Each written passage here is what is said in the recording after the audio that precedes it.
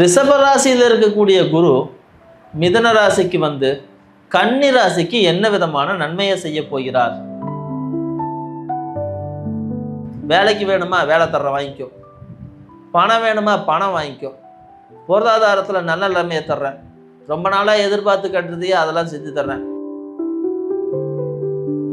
கலைத்துறையில் இருக்கிறவங்க, மீடியாவில் இருக்கிறவங்க, யூடியூப் செய்கிறவங்க, இன்ஸ்டாகிராமில் இருக்கிறவங்க எல்லாம் யாராவது கன்னி ராசிக்காரங்க இருந்தாங்கன்னா ஓவர் நைட்டில் டக்குன்னு ஒரு 12 மாசத்துல 10 மாசம் நல்லா இருக்கும், 2 மாசம் மட்டும் கொஞ்சம் நெருக்கடி கொடுக்கும். இந்த விஷயங்கள் செஞ்சுட்டு வந்தாலே இந்த வருஷத்துல உருவாகக்கூடிய நிறைய துரதிர்ஷ்டங்களை நீங்க தவிர்த்திட முடியும். மைலோன் ஆன்மீகம் நேயர்களுக்கு வணக்கம். நாம பார்த்துக்கிட்டு இருக்கிறது குரு பெயர்ச்சியை பத்தி. ரிஷப ராசியில் இருக்கக்கூடிய குரு மிதுன ராசிக்கு வந்து கன்னி ராசிக்கு என்ன விதமான நன்மையை செய்ய போகிறார் அப்படிங்கிறது தான் இந்த வீடியோவில் நம்ம பார்க்க போகிறோம். இந்த குரு பெயர்ச்சி கன்னி ராசிக்காரங்களுக்கு அதிக அற்புதமான நிறைய விஷயங்களை செய்ய போகுது. கம்ப்யூட்டர் சம்பந்தமான கல்வி, மருத்துவம் சம்பந்தமான கல்வி, சட்டம், நிதி மேலாண்மை, வணிகவியல், இது சம்பந்தப்பட்ட கல்வி படிக்கிறவங்க எல்லாத்துக்கும் ரொம்ப அற்புதமான காலம். ஏஐ பற்றி படிக்கிறாங்க, மெஷின் லேர்னிங் பற்றி படிக்கிறாங்க அப்படின்னாலும் அவங்களுக்கு சூப்பராக இருக்கும். பொருளாதாரம், அக்கௌண்டன்சி, இது தொடர்பான படிப்புகளும் ரொம்ப அற்புதமாக அவங்களுக்கு கை கொடுக்க போகுது. 10ஆம் இடத்துல குரு இருக்குது, 7ஆம் இடத்துல சனி இருக்குது. இந்த சனி நீங்கள் பிறந்த மாதம் செப்டம்பர் மாதம் 15லேருந்து அக்டோபர் 15ஆம் தேதிக்குள்ளே இருக்குதுன்னா, நீங்கள் எந்த வருஷம் வேணால் பிறந்துருங்க, அது பிரச்சனை இல்லைங்க. செப்டம்பர் 15லேருந்து அக்டோபர் 15க்குள்ளே நீங்கள் பிறந்திருந்தா, அரசாங்க வேலைக்கு முயற்சி பண்ணிக்கிட்டு இருந்தா கண்டிப்பாக வேலை கிடைக்கும். நீங்கள் வேலைக்கு முயற்சி பண்ணாலே வேலை கிடைக்குங்க. வேலை இருக்குது, அப்பாவுடைய தொழில் செய்யணும்னு நினைக்கிறீங்களா, செய்யலாம். அப்பா கூட தொழில் சேர்ந்து செய்யலாம். சொந்தமாக ஒரு தொழில் செய்ய போகிறேன் அப்படின்னாலும் செய்யலாம். தொழிலுக்காக வெளிநாடு போகலாம் அப்படின்னா அது கொஞ்சம் நெருக்கடி தான். ஏன்னா 6ஆம் இடத்துல ராகுவும் 12ஆம் இடத்துல கேதுவும் இருக்கிறதுனால கொஞ்சம் இந்த வெளிநாட்டு பயணத்தில் ஏதாவது சின்ன சின்ன கோளாறுகளை பண்ணி விட்டுரும். கடைசி நிமிஷத்தில் வந்து ப்ராசஸ் ஆகலை, இல்லைன்னா வெளிநாட்டில் இருக்கிற நீங்கள் உள்ளூர் வர்றதுன்னா வந்துடலாம். வெளிநாடு போகிறதுனா மட்டும்தான் கொஞ்சம் கொஞ்சம் இடைஞ்சல் பண்ணிவிடும். வெளிநாட்டிலே இருக்கிறவங்களுக்கு சில பாதிப்புகளை உருவாக்கி விட்டுரும். அங்கே ஒரு சட்ட சிக்கல், இல்லை அப்படின்னா அங்கே விசா முடிஞ்சிருச்சு, தங்கிறதுக்கான உங்களுக்கு வந்து அந்த ரெசிடென்ஸ் விசா யாரும் கொடுக்கல, ஸ்பான்சர் பிரச்சனையாக இருக்குது, பர்மனன்ட் சிட்டிசன்ஷிப் போட்டிருக்காங்க, ஒன்றும் வந்து சேர மாட்டேங்குதுங்க. இந்த மாதிரியான வெளிநாட்டு சிக்கல்கள் இருக்கும். இதே வெளிநாட்டில் போய் படிக்கிறவங்களுக்குன்னா இந்த சிக்கலே கிடையாதுங்க. வெளிநாட்டில் படிச்சுக்கிட்டு இருக்கிறவங்களுக்கு எந்த சிக்கல் இல்லை, வேலைக்கு போனவங்களுக்கு தான் அங்கே சிக்கல். சின்ன சின்னதாக ஆஸ்பத்திரி செலவு போக வரும், சியாட்டிக்கா நரம்பு பிரச்சனை வரும், உடம்புல வாத தொந்தரவு வரும், தவிர்க்க முடியாது. சில நேரங்களில் கை விரல்கள் எல்லாம் வலிக்கும், தோல், ஷோல்டர், நெக்கு, முதுகு சம்பந்தமானது, வாய்வு சம்பந்தமான பிரச்சனை, வாதம் சம்பந்தப்பட்ட பிரச்சனை ஏற்படும். வீட்டில் யாராவது ஒருத்தருக்கு இந்த நான் சொன்ன பிரச்சனைகளில் ஏதாவது ஒன்று வந்துட்டு போயிடும். சில நேரங்களில் தலை வலிக்கிறது, தலையில் திடீர்னு விண்ணு வலிக்கிறது, அந்த மாதிரி பிரச்சனை வரும். டாக்டரை போய் பாருங்கள், சரியாக போயிடும். ஏன்னா 12ஆம் இடத்துல இருக்கிற கேதுவும் 6ஆம் இடத்துல இருக்கிற ராகுவும் ஆஸ்பத்திரிக்கு போக சொல்லி ரொம்ப கட்டாயப்படுத்தும். அது உங்களுக்கு தான் வரணும்னால குடும்பத்தில் யாராவது ஒருத்தருக்கு அந்த பிரச்சனையை இழுத்து விட்டுரும்.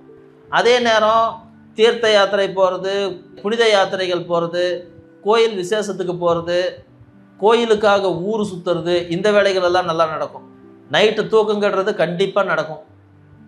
காரணமெல்லாம் கேட்டிங்கன்னா தெரியாது, ஏதோ ஒரு காரணம் நைட்டு தூக்கம் கட்டுரும். மனைவியுடன் சேர்ந்துருக்க முடியுமா அப்படின்னா கொஞ்சம் கொஞ்சம் கொஞ்சம் கொஞ்சம் ஒரு இடைஞ்சல் வந்துக்கிட்டே இருக்கும். தொழில் காரணமாக பிரிந்திருக்கலாம், இல்லை அப்படின்னா வந்து குடும்ப சூழ்நிலையால் பிரிஞ்சிருக்கலாம், அவங்க வந்து மாசமாக இருக்கிற காரணத்தினால பிரிஞ்சிருக்கலாம், இல்லை டெலிவரி முடிஞ்ச காரணத்தினால பிரிஞ்சிருக்கலாம், இல்லை உங்களுக்குள்ளே ஏதாவது வம்பு வழக்குகள் பேச்சுவார்த்தையில் ஏதாவது கொஞ்சம் முன்ன பின்ன போனதுனால பிரிஞ்சிருக்கலாம். ஆனால் எப்படியோ ஒன்றுங்க, அயன சயனத்தில் உட்கார்ந்த கேது உங்களுக்கு தாம்பத்திய சுகத்தில் மட்டும் லைட்டாக கையை வச்சு ஒரு வேலையை பண்ணி விட்டுரும். அதுக்கு பதிலாக வேலைக்கு வேணுமா வேலை தர்ற வாங்கிக்கோ, பணம் வேணுமா பணம் வாங்கிக்கோ, பொருளாதாரத்தில் நல்ல நிலைமையை தர்றேன், ரொம்ப நாளாக எதிர்பார்த்து கட்டுறதையே அதெல்லாம் செஞ்சு தர்றேன் அப்படின்னு செஞ்சு கொடுத்துருவாரு. நீங்கள் மார்ச் மாதம் 15ஆம் தேதியிலேருந்து ஏப்ரல் மாதம் 15ஆம் தேதிக்குள்ளே பிறந்திருந்தீங்கன்னாலும் முதல்ல சொன்ன மாதிரியே அப்பாவோட தொழில் செய்கிறது, அப்பா கூட தொழில் செய்கிறது, அப்பாவோட ஆதரவோட தொழில் செய்கிறது, அப்பா கிட்ட பணம் வாங்கி நீங்கள் சொந்தமாக தொழில் செய்கிறது, ஃபைனான்ஸ் தொழில் செய்கிறது, பேங்கிங் தொழில் செய்கிறது, வண்டி வாகனம் இது போன்ற விஷயங்களை வச்சு தொழில் செய்கிறது, சினிமா படம் எடுக்கிறது, சினிமா படத்துக்கு ப்ரொடியூசர் எதிர்பார்த்துட்டு இருக்கிறது, இதெல்லாம் கிடைச்சிரும். கலைத்துறையில் இருக்கிறவங்க, மீடியாவில் இருக்கிறவங்க, யூடியூப் செய்கிறவங்க, இன்ஸ்டாகிராமில் இருக்கிறவங்க எல்லாம் யாராவது கன்னிராசிக்காரங்க இருந்தாங்கன்னா ஓவர் நைட்டில் டக்குன்னு ஒரு லக்கு கிடைக்கும், டக்குன்னு தூக்கி விட்டுரும். வேறு எந்த ராசிக்கும் இது மொத்தமே ஒரு 3-4 ராசிக்கு மட்டும்தான் இந்த வருஷத்தில் நடக்கும். இந்த ஓவர் நைட் ஒபாமா ஆகிறது அது கன்னிக்கு ரொம்ப முக்கியமானது. அதனால் கன்னி ராசிக்காரங்க முயற்சியோடு இருங்க, உங்களுக்கு அது வந்து ஒரு நன்மையை கொடுக்கும். 7ஆம் இடத்துல இருக்கிற சனி கண்டிப்பாக பார்ட்னர்களுக்குள்ள சின்ன சின்ன முரண்பாடுகள் மோதல்களை உருவாக்கி தரத்தான் செய்யும். திடீர்னு பார்த்தீங்கன்னா முதுகில் ஒரு சூடு பட்டுரும், இல்லைன்னா காலில் ஒரு சூடு பட்டுரும். அதில் மட்டும் கொஞ்சம் உஷாராக இருங்க. இஎன்டி தொல்லை வந்து போகும், வைத்தியம் செஞ்சிங்கன்னா சரியாக போயிடும். அதிகபட்சம் 3 நாள் வைத்தியம்தான். இஎன்டி தொல்லை வர்றது, ஸ்கின் அலர்ஜி வர்றது, உணவு செரிமான கோளாறு வர்றது, மூச்சு பிடிப்பு வர்றதுன்றது வந்து கண்டிப்பாக உங்களுக்கு இருக்குது, தவிர்க்க முடியாது. ஆனால் சரி பண்ண முடியும். 2 பூண்டு மாத்திரை போட்டு சாப்பிடுங்க, சரியாக போச்சு. ஒரு மசில் ரிலாக்ஸேஷன் மாத்திரை வாங்குனீங்க, சரியாக போச்சு. கொஞ்சம் உணவில் கட்டுப்பாடு எடுத்துங்க, வாயு சம்மந்தப்பட்ட உணவுகளை குறைச்சிக்கிங்க, அவ்வளோதாங்க. பெரிய பாதிப்புகள்னு கிடையாது. ஆனால் சின்னதாக பாதிப்பு வந்தாலும் கொஞ்ச நேரம் தொல்லை பண்ணிக்கிட்டு இருக்கோம், சரி கட்டிக்க முடியும் ஈஸியாக, பயப்படுற அளவுக்கெல்லாம் ஒன்றும் கிடையாது. 6ஆம் இடத்து ராகு இருக்கிறதுனால திடீர்னு ஒரு வம்பு வழக்கு வரலாம். இருந்தாலும் 10லேருந்து பார்க்குற குரு அந்த பிரச்சனையை சரி பண்ணி விட்டுருவார். ரொம்ப சின்னதாக தான் இருக்கும், பயப்பட தேவையில்லை. அப்படி இந்த வம்பு வழக்கு வருதுன்னு சொல்கிறது கூட அக்டோபர் மாதம் 23ஆம் தேதியிலேருந்து டிசம்பர் மாதம் 12ஆம் தேதி வரைக்கும் மட்டும்தான் வரும், மற்ற காலகட்டத்தில் வராது. உங்களுக்கு ஏதாவது கோர்ட்டு கேஸ் ஏதாவது நடந்துகிட்டு இருந்துச்சுன்னா இப்போ சரி கட்டுற காலம் கட்டிடுங்க. அமைதியாக உட்காந்து சமாதானம் பேசுங்க, ரொம்ப சின்ன விஷயமாக தான் இருக்கும், முடிச்சுக்கலாம். சகோதரன் வகையில் உங்களுக்கு நிறைய நன்மைகள் கிடைக்கும். கன்ஸ்ட்ரக்ஷன் பிஸ்னஸ், இந்த க்ளூ கம்மு சோப்பு தூள் தயாரிக்கிறது இந்த மாதிரியான விஷயங்கள்லாம் செய்கிறவங்களுக்கு ஒரு நல்ல காலம். எழுத்துத்துறையில் இருக்கிறவங்களுக்கு நல்ல காலம், கலைத்துறையில் இருக்கிறவங்களுக்கு நல்ல காலம், கலைத்துறையை இயக்கிறவங்களுக்கு ரொம்ப ரொம்ப நல்ல காலம். நிறைய வந்து நன்மைகளை உருவாக்கி தரும். சனி பார்க்குது, குரு பார்க்குது. ஸோ குருவுடைய சப்போர்ட் வந்து உங்களுக்கு நிறையவே இருக்குது. எம்எல்எம், கிரிப்டோ கரன்சி, அப்புறம் வந்து அதிகமான வட்டிக்கு பணம் தர்றேன் அப்படின்னு சொல்லிட்டு சிலர் வருவாங்க.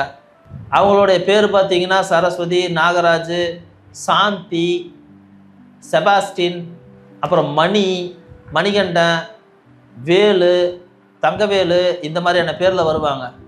அவங்கக்கிட்ட தான் பார்த்து கொஞ்சம் உஷாராக இருந்துக்குங்க. உங்களுக்கு வந்து கிரிப்டோ கரன்சி இல்லை ஷேர் மார்க்கெட் எம்எல்எம் எல்லாம் வெற்றி தருமானா தரும்.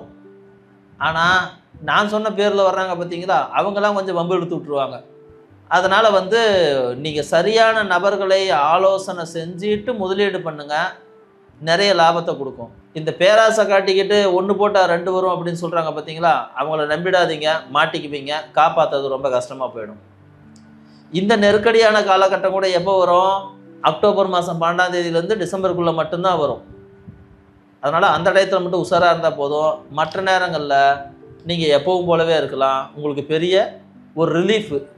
12 மாதத்தில் 10 மாதம் நல்லாயிருக்கும், 2 மாதம் மட்டும் கொஞ்சம் நெருக்கடி கொடுக்கும். உங்களுக்கு நல்லது செய்கிறவங்க அப்படின்னா யாராக இருப்பாங்க?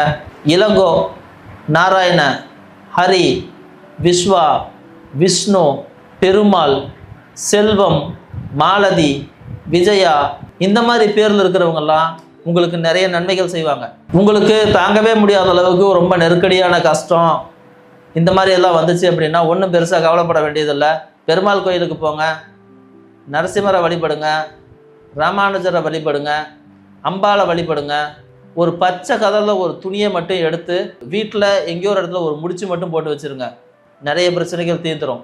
அந்த பச்சை கலர் துணிக்குள்ளே ஒரு பச்சை கற்பூரத்தையும் வச்சுருங்க. சில நேரங்கள் அதுவே கூட நிறைய நன்மைகளை செஞ்சு கொடுத்துரும். அமாவாசையிலிருந்து 3வது 4வது 5வது நாள் இல்லையா, பௌர்ணமி முடிஞ்சு 3வது 4வது 5வது நாள் பெருமாள் கோயிலுக்கு போங்க, ஒரு வேண்டுதலை வைங்க, கொஞ்சம் லட்டு மட்டும் பிரசாதமாக கொடுத்துருங்க. அப்படி இல்லை அப்படின்னா ஒரு கல்கண்டை பிரசாதமாக கொடுங்க. துளசி கொஞ்சோண்டு சாமிக்கு வாங்கி கொடுங்க. இந்த 3 விஷயம் செய்யுங்க, உங்களுக்கு ஏகப்பட்ட விஷயங்கள் மாறும். சாமிக்கு ஒரு பச்சை கலரில் ஒரு துணி தானம் பண்ணுங்க. சாமிக்கு ஒரு பச்சை கலர் அங்கவஸ்திரம் சாத்தி வழிபாடு செஞ்சுட்டு வாங்க, நிறைய பிரச்சனைகள் தீரும். ஒரு பித்தளையில் மோதிரம் வாங்கி கையில் போட்டுக்குங்க. பித்தளை மோதிரம் வெறும் 20 ரூபா 30 ரூபா தான் வரும். அதை வாங்கி போட்டுக்குங்க. யாராவது 4 பேத்துக்கு உப்பு வாங்கி கொடுங்க. குதிரையை பார்க்க வாய்ப்பு கிடைச்சா குதிரையை போய் பார்த்துட்டு வாங்க.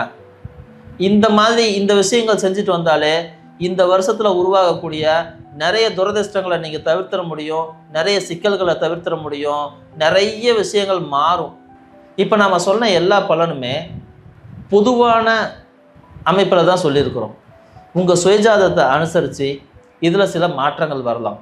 அப்போ சுயஜாதகத்தை ஒரு முறை ஒரு நல்ல ஜோதிடர்கிட்ட பார்த்து கன்சல்ட் பண்ணுறதன் மூலமாக உங்களுக்கு இந்த வருஷத்தை கடந்து வருவதற்கான நிறைய வாய்ப்புகள் உருவாகும். நன்றி, வணக்கம்.